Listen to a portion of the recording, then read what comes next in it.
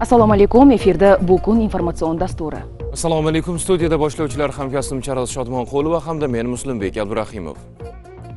Sudlar har qanday mamlakatda avvalo qonun ustuvorligini ta'minlovchi, jamiyatda qonunlarga nisbatan ishonchni mustahkamlovchi muhim tizimdir.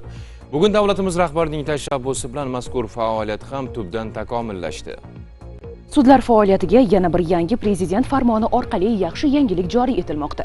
Maqsad esa adolat qo'rg'onini nomiga monand faqat qonun so'ziga itoatkor tizim sifatida shakllantirish. Farg'onadan Maftuna Mamasidiqova mavzuni davom ettiradi.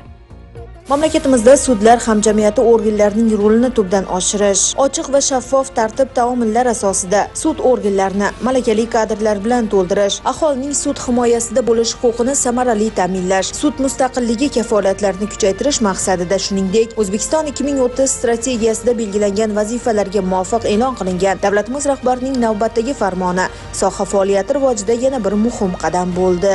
Mazkur farmonda sud mustaqillik kafolatlarini kuchaytirish maqsadida adolatsiz hukm, hal qiluv qarori, ajrim yoki qaror chiqarganlik uchun javobgarlikni belgilovchi qonunchilik normalarini sud mustaqilligiga oid xalqaro standartlar asosida qayta ko'rib chiqish, kengash a'zolarining sud hokimiyati mustaqilligini ta'minlash borasidagi faoliyatiga aralashganlik uchun jinoiy javobgarlik choralarini belgilash, sudyaga nisbatan intizomiy ish ko'rib chiqishda uning himoyaga bo'lgan huquqini taqdim etish, quyi sudyalik lavozimiga o'tkazish intizomiy jazo chorasini joriy etish, intizomiy jazo amalda bo'lgan vaqtda yuqori sudyalik lavozimiga tavsiya etilmaslik, sudyani intizomiy javobgarlikka tortish asoslarini, aniq mezonlarni belgilash haqidagi Sudyalar Oliy Kengashi va Oliy sudning takliflari ma'qullandi. Albatta, har qanday soha faoliyatida samarali natijalarga erishishda avvalo unda kadrlar masalasiga alohida e'tibor qaratiladi. Sud tizimi xodimlarini tanlash va ular faoliyatida qonuniylikni ta'minlash ham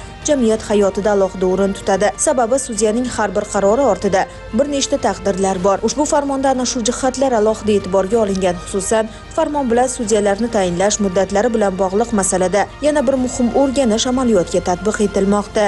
Mazkur farmon bilan sudyalarni navbatdagi 10 yillik muddatga tayinlash tartibini bekor qilib, sudyalik lavozimlariga nomzodlarni dastlab 5 yillik muddatga, keyinchalik muddatsiz davrga tayinlash tartibini belgilash, tumanlararo tuman shahar sudlari raislari va ularning o'rinbosarlari lavozimlariga nomzodlarni aniq mezonlarga ko'ra sudyalar orasida ochiq tanlov asosida tanlash tartibini o'rnatish, shuningdek sudyani kasbiy faoliyatini baholashda halollik, kasbiy layoqatlilik va sudyalik odobi qoidalariga rioya etish talablarining aniq mezonlarini qonun darajasida belgilash takliflariga rozilik bildirildi. Bu kabi amaliyotda o'zini oqlagan xalqaro tajribalarni mamlakat hayoti, xususan sudlar faoliyatiga bosqichma-bosqich olib kirilishi eng avvalo jamiyatda qonun ustuvorligini ta'minlash, shu bilan birga odamlar hayotiga xotirjamlik olib kiradi. Bundan tashqari iqtisodiy barqarorlikda ham muhim o'rin tutadi.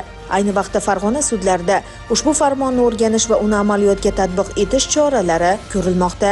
Bu kun Maftuna Mamasidiqova, Abdulloh Rashidov, Farg'ona.